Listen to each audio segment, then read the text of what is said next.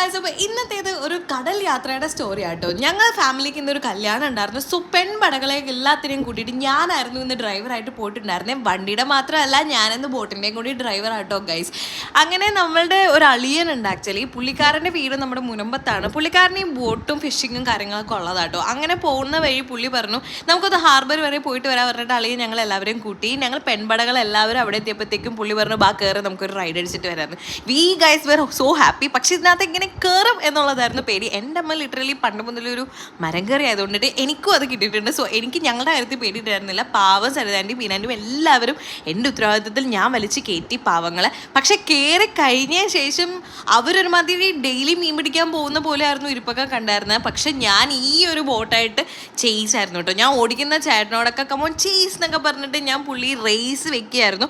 അതിനകത്ത് ഉണ്ടായിരുന്നത് എന്തോ ജപ്പാൻ്റെ എഞ്ചിനാണെന്ന് അവർ പറഞ്ഞത്. പുള്ളിക്ക് ജപ്പാൻ്റെ എഞ്ചിൻ ഉണ്ടെങ്കിൽ നമുക്ക് അതിലും വലിയ എഞ്ചിൻ വെക്കണം എന്നൊക്കെ പറഞ്ഞ് ഞാൻ പറഞ്ഞു വിട്ടിട്ടുണ്ട്. അടുത്ത പ്രാവശ്യം വരുമ്പോഴത്തേക്ക് അളിയൻ അതിൻ്റെ എഞ്ചിൻ വെച്ചിട്ടുണ്ടാവും എന്നാണ് പറഞ്ഞത്. അങ്ങനെ ബോട്ടിൻ്റെ ഫുൾ ഹോം ടൂർ ഞാൻ നടത്തി. ഇപ്പോൾ കാണിച്ച ഈ സാധനം നമ്മൾക്ക് ആഴമൊക്കെ നോക്കുന്ന സാധനം കേട്ടോ. കുറച്ച് നേരം ഞാൻ ഓടിക്കാമെന്നൊക്കെ വിചാരിച്ചു, പക്ഷേ എനിക്ക് ഓടിക്കാൻ തന്നില്ല ഗൈസ്. അതിനുശേഷം ഞങ്ങൾ ഇതാട്ടോ എന്നൊരു സ്റ്റോറേജ് എനിക്ക് ഇറങ്ങണമെന്നുണ്ടായിരുന്നു. പക്ഷേ ഞാൻ ഇത്രയും ഗെറ്റപ്പിൽ വന്നിട്ട് അതിനകത്തേക്ക് ഇറങ്ങി മീൻ മണം വരുത്തിക്കേണ്ടെന്ന് ചേട്ടൻ തന്നെ പറഞ്ഞു. പിന്നെ ഇത് കിച്ചൺ, ഇത് മസാലയ്ക്ക് വെക്കുന്ന സ്ഥലം, ഓംപ്ലേറ്റൊക്കെ ഇവിടെ ആട്ടോ അടിക്കുന്നത്.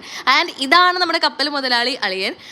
അങ്ങനെ അളിയൻ ഞങ്ങളെ കടൽ യാത്രയ്ക്ക് കൊണ്ടുപോയി. നമ്മൾ മുനമ്പത്തുനിന്ന് അഴി വരെ പോയതിന് ശേഷം പുള്ളിയുടെ ഐസ് ഫാക്ടറിയും കണ്ടതിന് ശേഷം ഞങ്ങൾ ടാറ്റ പറഞ്ഞ് വീട്ടിൽ പോന്നു.